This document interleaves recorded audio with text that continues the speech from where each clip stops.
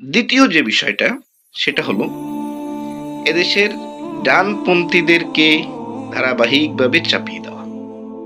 কারণ ইউরোপ বিশ্ব বা পশ্চিমা তন্ত্রের বাদাই হলো ডানপন্থীরা। এখন এই যে ডানপন্থীদেরকে চাপিয়ে দিবে কিভাবে, তার জন্য দুটো কৌশল।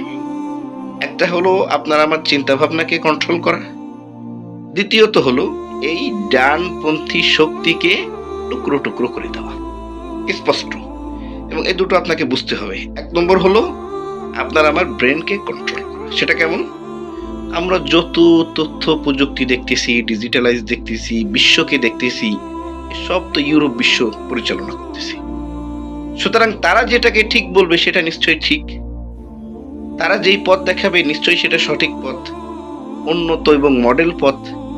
সুতরাং সেই দিকে যাওয়াই মনে হয় যে আমাদের জন্য বেটার হবে, আমাদের জন্য উত্তম হবে। এই যে চিন্তা ভাবনাগত পরিবর্তন এসেছে, আপনি খেয়াল করবেন আমাদের উলামা ইকরামের মধ্যে যখন কেউ পাঞ্জাবি পরে, টুপি পরে, দাড়ি রেখে আপনার সামনে বক্তব্য দিবে, আপনাকে হচ্ছে মনে হবে একটা খ্যাত মানুষ আপনাকে কথা শোনাচ্ছে।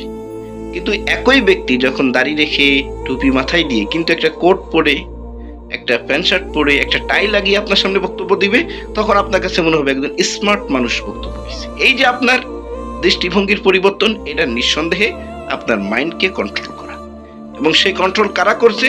নিঃসন্দেহে পশ্চিমা বিশ্ব করছে। সেই কন্ট্রোলের পথে বাধা কারা? ডানপন্থী শক্তি। এবং এখন খুব দুঃখের বিষয় হলো ডানপন্থী শক্তির প্রতীক যারা, তাদের চিন্তা ভাবনার মধ্যেও এই পরিবর্তন করা হয়েছে।